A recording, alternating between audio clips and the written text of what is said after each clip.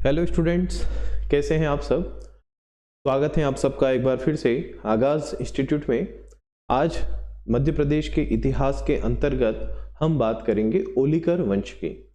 ओलिकर वंश से संबंधित प्रश्न पिछली बार भी जो 2024 की प्रीलिम्स हुई उसमें भी प्रश्न था, और उससे पहले भी एग्जामिनर ने इस वंश से संबंधित प्रश्न पूछे हैं। तो ओलिकर वंश, गुप्त वंश, इन दोनों ही वंशों से एमपीपीएससी में लगातार प्रश्न पूछे जाते हैं। आज की क्लास में हम चर्चा करने वाले हैं ओलिकर वंश की। तो करते हैं शुरुआत। ओलिकर वंश आखिर में कहाँ पर यह वंश विस्तृत था और इस वंश से संबंधित क्या क्या फैक्ट्स परीक्षा में हमारे लिए महत्वपूर्ण होंगे, उन्हें आज की इस क्लास में पढ़ेंगे। चलिए तो करते हैं शुरुआत। देखो स्टूडेंट, अगर मैं ओलिकर वंश की बात करूं तो सबसे पहले हम देखते हैं कि आखिर में ओलिकर वंश मध्य प्रदेश के किस क्षेत्र में विस्तृत था, है ना। ओलिकर वंश जो है हमारे प्रदेश में कहां पर शासन कर रहा था, है ना। ये सारी चीजें हम सबसे पहले समझते हैं। देखें तो ओलिकर वंश के शासनरत वाले एरिया की यदि हम बात करें तो आज वर्तमान का जो मंदसौर है ना, वर्तमान का जो मंदसौर है, इस मंदसौर का जो प्राचीन नाम था दशपुर। ठीक है, तो दशपुर में अर्थात कि वर्तमान के मंदसौर में इस वंश की राजधानी थी। ठीक है, ओलिकर वंश जो है, इस ओलिकर वंश की जो राजधानी थी वह थी दशपुर, अर्थात कि वर्तमान का मंदसौर। मंदसौर राजधानी थी तथा मंदसौर के आसपास का जो क्षेत्र था, उस आसपास के क्षेत्र में यदि हम देखें तो यहाँ रतलाम, जावरा, है ना, उसके अतिरिक्त यहाँ पर हम देखें तो ये उज्जैन का जो निकटवर्ती क्षेत्र है ना, यहाँ पर आगर मालवा ये वाला कुछ एरिया हो गया, है ना, और यहाँ पर शिवपुरी, टोपुर का भी कुछ एरिया इस ओलिकर वंश के अंतर्गत आता था। साथ ही साथ यहाँ राजस्थान में एक चित्तौड़ से थोड़ा सा आगे एक स्थान है जिसका नाम है गंगधार, है ना। गंगधार जो है राजस्थान में है, तो उस गंगधार से भी इस ओलिकर वंश से संबंधित अभिलेख प्राप्त हुए हैं। साथ ही साथ राजस्थान में एक और स्थान है चित्तौड़गढ़ जिले में जिसका नाम है छोटी सादड़ी, तो वहां से भी इस ओलिकर वंश से संबंधित प्रमाण मिले हैं। तो अर्थात कि मंदसौर, वर्तमान मंदसौर में इस ओलिकर वंश की राजधानी थी तथा मंदसौर के आसपास के जो क्षेत्र हैं जिसमें वर्तमान राजस्थान का भी कुछ एरिया आता है, उस एरिया में ये ओलिकर वंश जो है वो विस्तृत था। हालांकि मंदसौर में एक अभिलेख मिला है यहाँ के राजा यशोधर्मन का।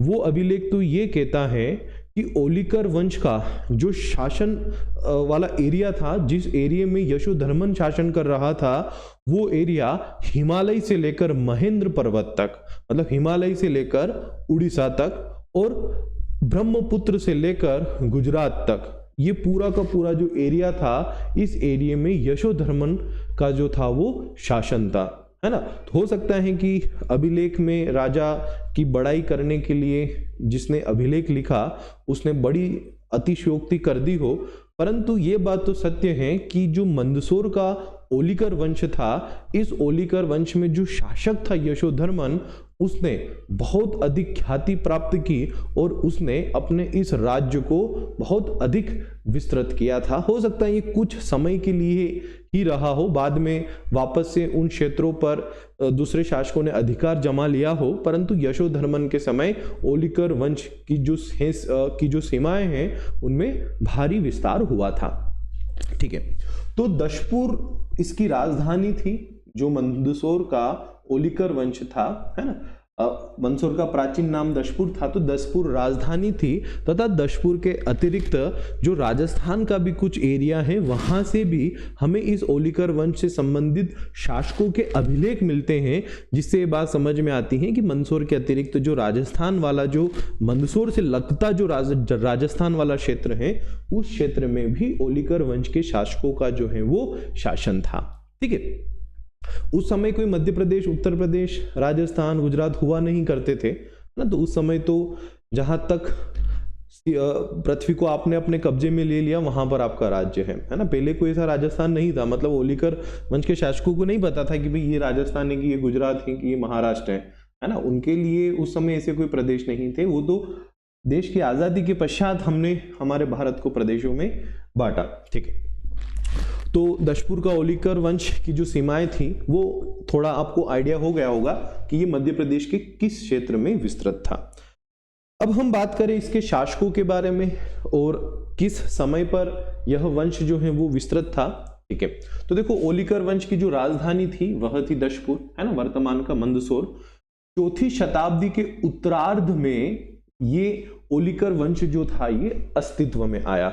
चौथी शताब्दी के उत्तरार्ध में, मतलब जब गुप्त वंश का अस्तित्व था, गुप्त वंश जब अपने चरम पर था, गुप्त वंश जब अपने अस्तित्व में था, उस समय इस दशपुर वाले एरिया में ओलिकर वंश की जो सत्ता है उसके अंकुर फूट रहे थे। मतलब ओलिकर वंश जो है वो एक प्रकार से इस क्षेत्र में पनप रहा था।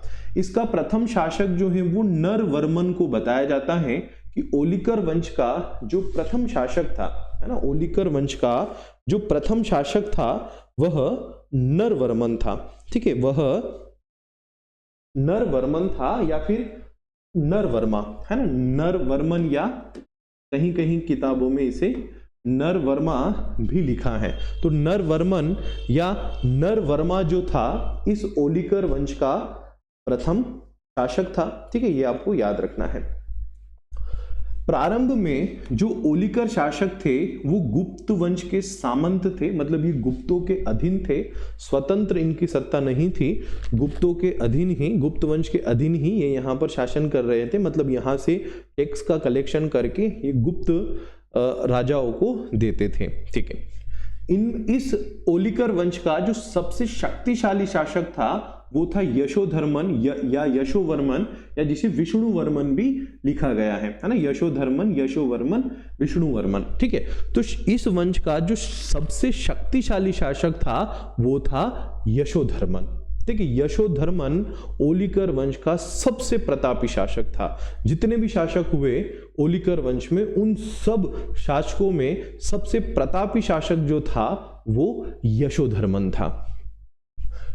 इस यशोधर्मन ने ही मालवा क्षेत्र को मालवा नाम दिया। मतलब वर्तमान में जो हम मालवा नाम जानते हैं ना कि भाई ये वाला जो एरिया है ये मालवा है ना, तो ऐसा कहा जाता है कि यशोधर्मन ने ही इस एरिया को मालवा नाम दिया, है ना, इस एरिया को मालवा नाम दिया इस यशोधर्मन ने।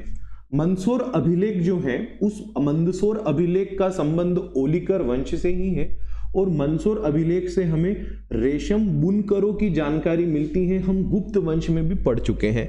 गुप्त वंश में मैंने आपको मंदसौर अभिलेख के विषय में पढ़ाया था कि किस गुप्त शासक से इसका संबंध है, बंधु वर्मा का इसमें उल्लेख है, रेशम बुनकरों की जानकारी मिलती है ना। और तो और हमने यह भी देखा था कि जो मंदसौर अभिलेख है उस मंदसौर अभिलेख में दशपुर को पश्चिमपुर कहा गया है, और मंदसौर अभिलेख की जो रचना है वो कवि वत्स भट्टी ने की थी। ये भी मैंने आपको पिछली क्लास में बताया था। ठीक है, और साथ ही साथ हमें इस मंदसौर अभिलेख के विषय में ये भी पता चलता है कि मंदसौर अभिलेख जो है यह विश्व का या भारत का सबसे प्राचीन विज्ञापन है। मतलब इस मंदसौर अभिलेख में जो बातें लिखी हैं तो मतलब ऐसा लगता है कि किसी का विज्ञापन किया जा रहा, मतलब सबसे प्राचीन विज्ञापन का दर्जा इस मंदसौर अभिलेख को दिया जाता है, ये भी हमने देखा था। साथ ही साथ मैं आपको एक फैक्ट और बता देता हूं कि ये जो मंदसौर अभिलेख है, इस मंदसौर अभिलेख में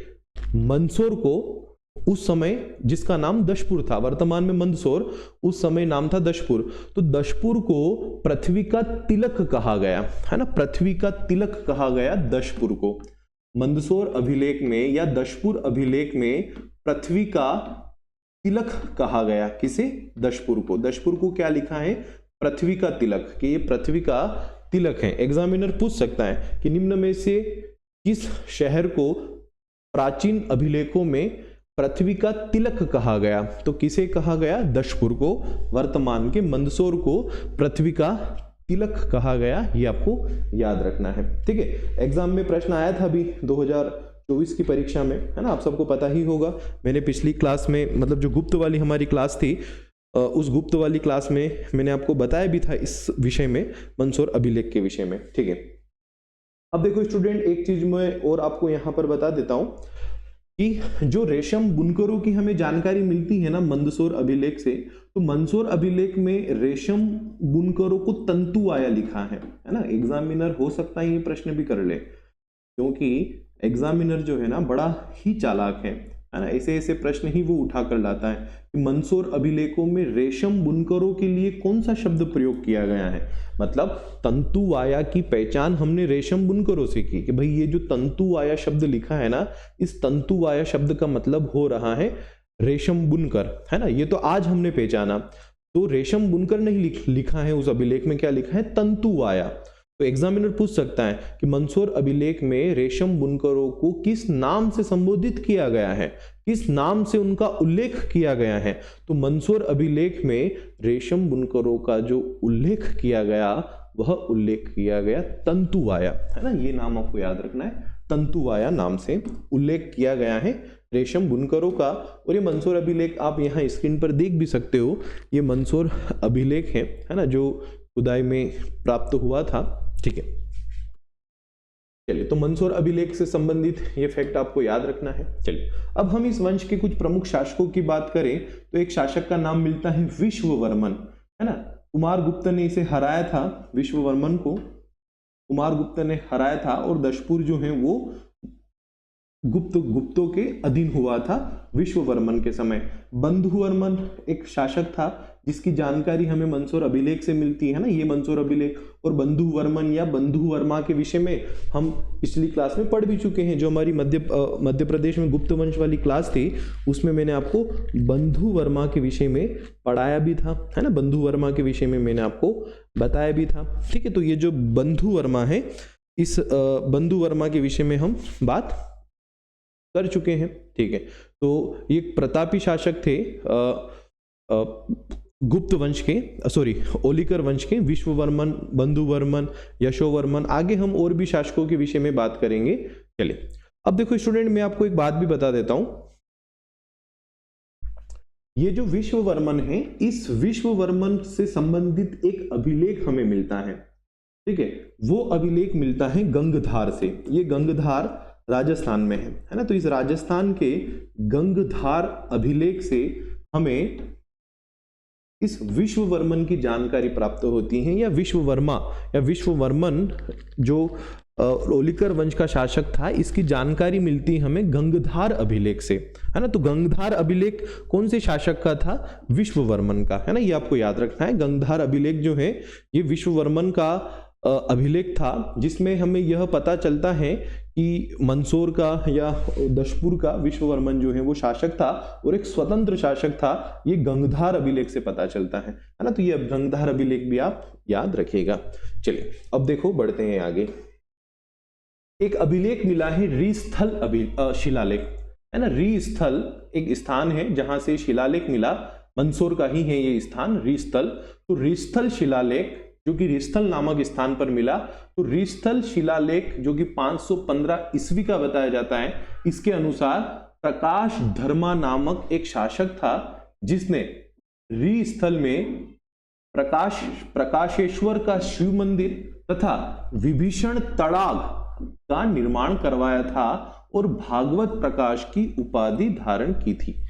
रीस्थल में जो शिलालेख मिला, इस रीस्थल शिलालेख से ये जानकारी मिलती है कि ओलिकर वंश का एक शासक था, नाम था जिसका प्रकाश धर्मा, है ना। प्रकाश धर्मा जिसका नाम था, और इस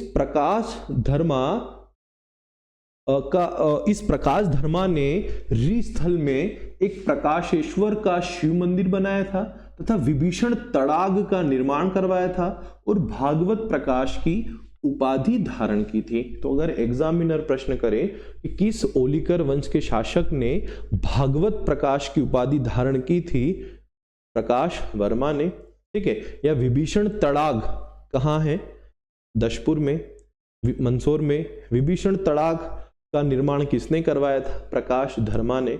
विभीषण, आप नाम सोच रहे होंगे कि सर ये रावण का भाई विभीषण, क्या उसी के नाम पर बनाया था, क्योंकि मंदसौर को तो रावण का ससुराल कहा जाता है, तो क्या ये रावण के भाई विभीषण के नाम पर तड़ाग था, नहीं।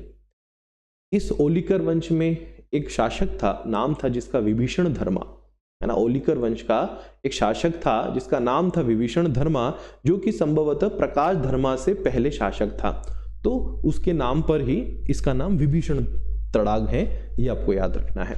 चलिए, इस शिलालेख के अनुसार प्रकाश धर्मा ने तोरमाण, जो कि हुण शासक था, इस तोरमाण को पराजित किया तथा उसके हाथियों के दांत और उसके हरम को उससे छीन लिया। एग्जामिनर बड़ा शानदार प्रश्न यहां से पूछेगा कि ओलिकर वंश के किस शासक ने तोरमाण को युद्ध में हराकर उसके हाथियों के दांत तथा उसके हरम को उससे छीन लिया। क्या उत्तर होगा आपका? आपका उत्तर होगा प्रकाश धर्मा। प्रकाश धर्मा वह शासक था जिसने तोरमाण को पराजित किया था, और ये पता किससे चलता है? इस रीस्थल शिलालेख से, है ना। ये जो रीस्थल शिलालेख है, इस रीस्थल शिलालेख से हमें यह जानकारी मिलती है। वाराह मिहिर के बृहत संहिता, वाराह मिहिर का नाम आपने सुना होगा ना, पिछली बार प्रश्न था कहां से थे? कायथा के।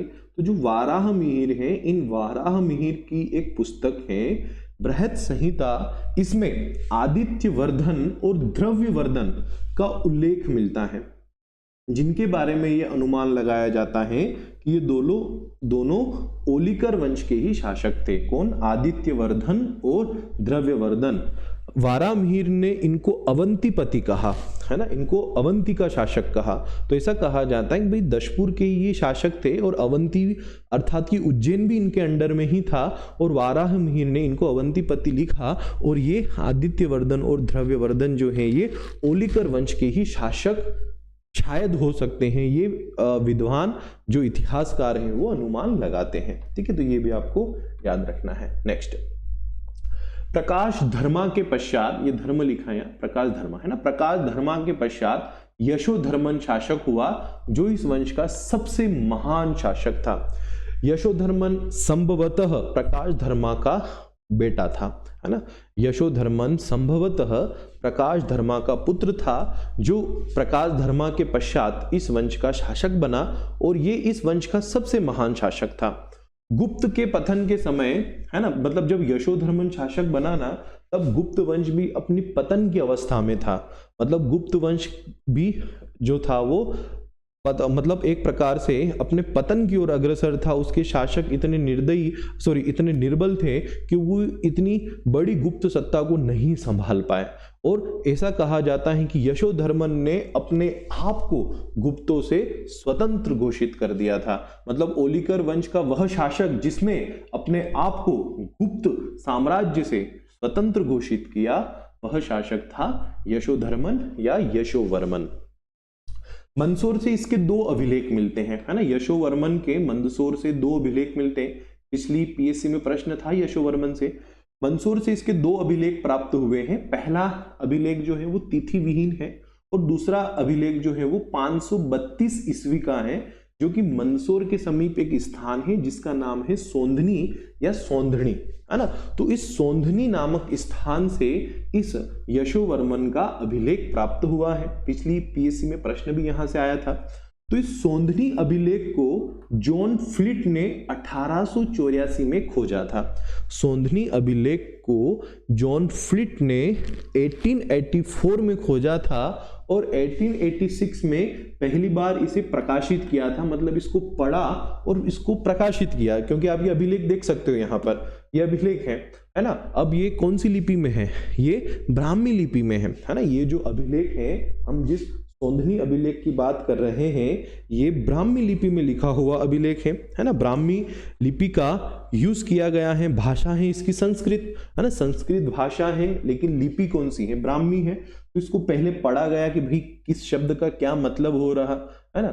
कुछ इस प्रकार का शब्द होता है ब्राह्मी लिपि में, स के लिए जो यूज होता है, स, शायद इस तरह से स लिखा जाता है ना। मैंने थोड़ा कुछ एक दो शब्दों का मुझे भी ज्ञान है इस ब्राह्मी लिपि के शब्दों का, कि भाई श कैसा होता है, क कैसा होता है, क्र कैसा होता है, त कैसा होता है ना। कुछ कुछ ऐसे शब्द हैं। मतलब हालांकि मैंने पढ़े तो लगभग कई सारे शब्द थे इस ब्राह्मी लिपि में जो शब्द यूज होते हैं। जैसे हमारी देवनागरी में हम अ ऐसे लिखते हैं, है ना, क ऐसे लिखते हैं, या स ऐसे लिखते हैं, है ना। तो उसी तरीके से जो ब्राह्मी लिपि है उनमें इन शब्दों को लिखने का तरीका जो है, इन वर्णों को लिखने का जो तरीका है वो अलग होता है ना। जैसे स कुछ इस तरीके से लिखा जाता है, मैं एग्जैक्टली तो उसको सेम टू सेम नहीं बना पाऊंगा, लेकिन कुछ इस प्रकार से स लिखा जाता है। क की बात करें तो वो कुछ इस तरह से उसमें लिखा जाता है ना, इस तरह से उसमें लिखा जाता है। तो 1884 में जॉन फ्लिट ने इसको खोजा, लेकिन इसको जब पढ़कर, है ना, ब्राह्मी लिपि में था, इसको पढ़ा और इसका क्या मतलब हो रहा, क्या अर्थ हो रहा, ये सब समझकर इसको प्रकाशित किया 1886 में, है ना। जॉन फ्लिट ने 1884 में खोजा, है ना, और इसको पढ़कर क्या इसमें लिखा वो सब उसका उच्चारण अनुवाद करके 1886 में पहली बार जो है इसको प्रकाशित किया। सोंदनी का यह अभिलेख एक विशाल स्तंभ पर उत्कीर्ण है, जिसकी रचना वासुल नामक कवि ने की थी, है ना। वासुल जो है इसके रचनाकार थे, किसके, सोंदनी अभिलेख के। ये प्रश्न पीएससी में आ चुका है ना। वासुल कवि ने इसकी रचना की थी, जो कि एक विशाल स्तंभ पर बना है। और इस अभिलेख में यह भी उल्लेख है कि हुण शासक मिहिर कुल ने मंदसौर पर आक्रमण किया था और यशोवर्मन ने मिहिर कुल को हराया था, है ना। यशोवर्मन जो है वो मिहिर कुल को हराते हैं, ये जानकारी हमें मिलती है इस सोंधनी अभिलेख से, है ना। सोंधनी अभिलेख जो है इस बारे में जानकारी देता है कि मिहिर कुल जो है वो मंदसौर पर आक्रमण करता है और यशोधर्मन जो है उसे युद्ध में हराते हैं तथा राजाधिराज परमेश्वर की उपाधि धारण करते हैं, है ना। एक उपाधि धारण करते हैं इसे हराकर, राजाधिराज परमेश्वर, ठीक है, राजाधिराज परमेश्वर। और लिखा है इस अभिलेख में, है ना, कि भाई जो यशोवर्मन था उनकी सीमाएं हिमालय से लेकर महेंद्र पर्वत तक, लोहित्य नदी से लेकर अरब सागर तक सीमाएं जो हैं वो विस्तृत थी। मतलब वर्तमान में हम बात करें तो असम से लेकर गुजरात तक, जम्मू कश्मीर से लेकर उड़ीसा तक जितना भी भारत है वो सब का सब आता था यशोवर्मन के अधीन। यशोवर्मन इतने प्रतापी शासक थे, है ना, जिन्होंने इतने विशाल क्षेत्र पर सत्ता स्थापित की। हालांकि इतिहासकार इसे अतिशयोक्ति मानते हैं। कुछ इतिहासकारों का मत है कि नहीं, यशोवर्मन सच में प्रतापी थे, उन्होंने इतनी बड़े साम्राज्य की स्थापना की, परंतु वे इस साम्राज्य को ज्यादा समय तक बांध कर नहीं रख पाए और कुछ ही समय पश्चात उनका ये साम्राज्य जो है वो धीरे धीरे टूटने लगा। इसलिए हमें इस विषय में और स्रोत नहीं मिलते जिससे कि इस अभिलेख में जो यशोवर्मन की राज्य क्षेत्र को बताया गया उसकी पुष्टि हो, है ना। मतलब इतिहासकारों के अलग अलग मत हैं इस विषय में भी। चलिए, तो ये ओलिकर वंश के प्रमुख शासक, है ना, जिनके विषय में मैंने आपको बताया, है ना। मिहिर कुल को हराते हैं, राजाधिराज परमेश्वर की उपाधि धारण करते हैं। दूसरी चीज, राजाधिराज परमेश्वर की उपाधि धारण करते हैं तथा साथ ही साथ एक विजय स्तंभ का भी ये निर्माण करवाते हैं मंदसौर में। यशोवर्मन जो है मिहिर कुल को हराने के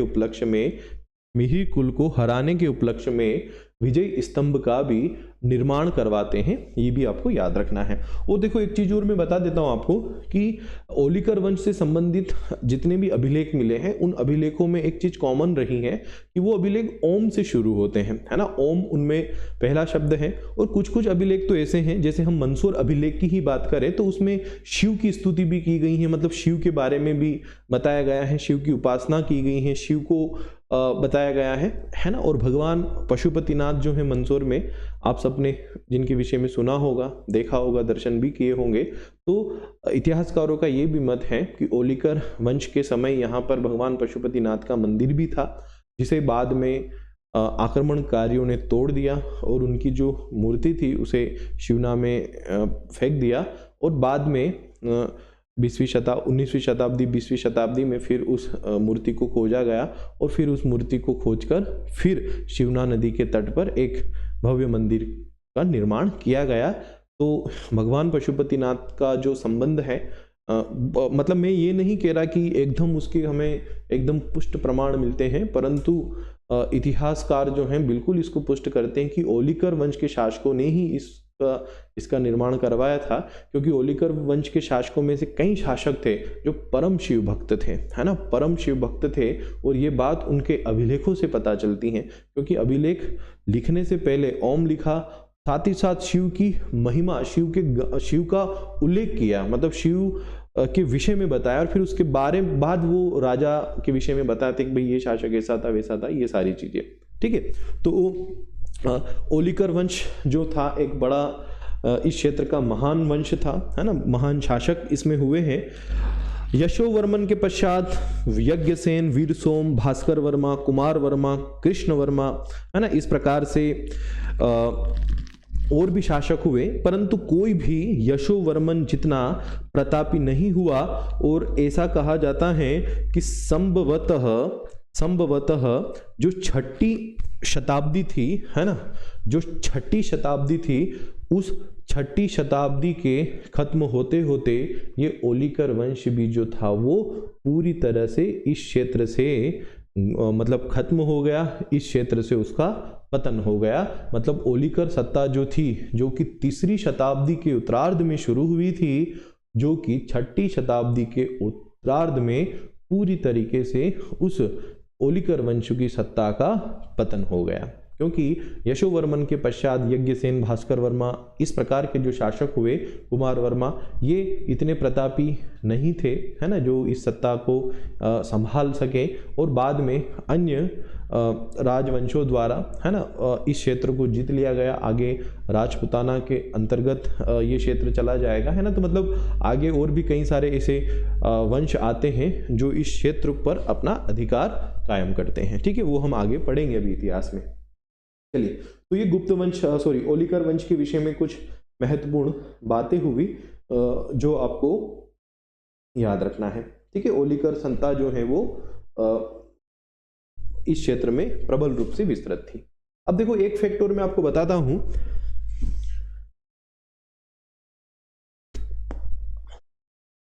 ठीक है, एक फैक्टर मैं आपको बताता हूं कि 57 ईसा पूर्व में उज्जैन के जो शासक थे विक्रमादित्य, जिनके बारे में हमने पढ़ा था, है ना, भरथरी में जब हमने पढ़ा था कि विक्रमादित्य ने शकों को हराकर एक विक्रम संवत की शुरुआत की थी। तो विजय के उपलक्ष्य में जो संवत शुरू किया था विक्रमादित्य ने, उसका नाम था कृत संवत, है ना। कृत नामक एक संवत जो है वो शुरू किया था विजय के उपलक्ष्य में। कृत नामक एक संवत प्रवर्तित किया था, जिसे चौथी 5वीं सदी में पश्चिमी मालवा में ओलिकर शासकों ने मालव संवत नाम दिया।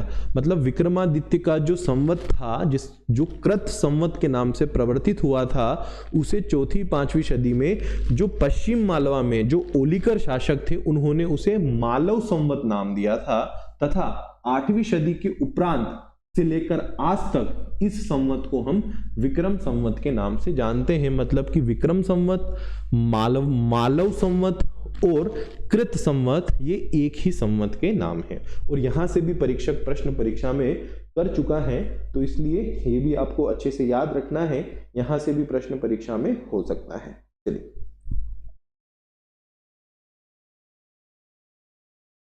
चलिए, तो यहां तक सभी को क्लियर? कोई भी डाउट हो तो आप मुझसे प्रश्न कीजिएगा, कमेंट कीजिएगा। कोई भी समस्या हो, कोई भी फैक्ट आपको समझ में नहीं आया हो, तो आप बिल्कुल कमेंट कीजिएगा।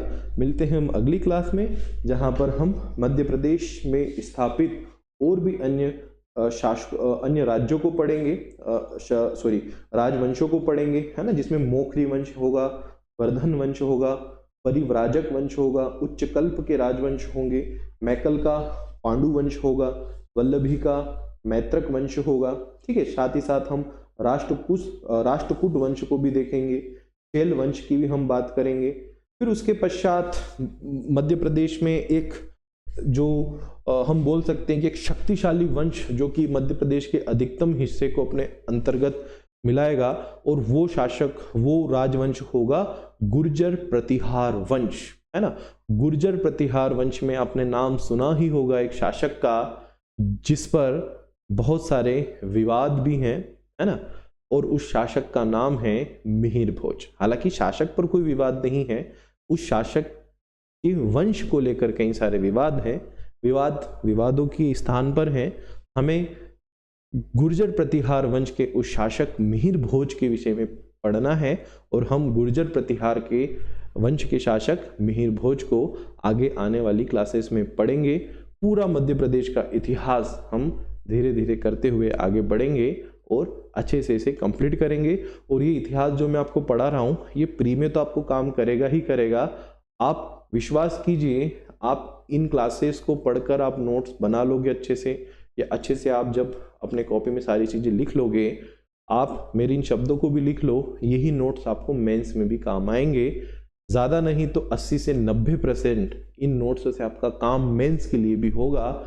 आप मेंस जब दें, मेंस के क्वेश्चन देखना, ये नोट्स देखना और फिर मुझसे बात करना। आप खुद कहेंगे कि बिल्कुल मेंस में वही क्वेश्चन है जो इन नोट्स में मैंने आपको पढ़ाया है। हाँ, कुछ एक मैंने कहा ना 80%, 20% चीज़ें इधर उधर होगी, वो मैं भी मानता हूँ, क्योंकि मुझे पता है कि मेंस में वो चीज़ें कौन सी हैं और वो कहाँ पर किस तरीके से उन्हें ऐड करना है। परंतु इन चीज़ों को पढ़कर कहीं ना कहीं आप मेंस के लिए भी एक खाका तैयार कर लेंगे, पूरा अपने दिमाग में बिठा लेंगे कि क्या क्या चीज़ें हैं, किस प्रकार से हैं और किस प्रकार से हमें उनके बारे में नॉलेज रखना है और परीक्षा में लिखना है। ठीक है स्टूडेंट, तो मिलते हैं अगली क्लास में। तब तक के लिए सभी को good day, goodbye, all the best.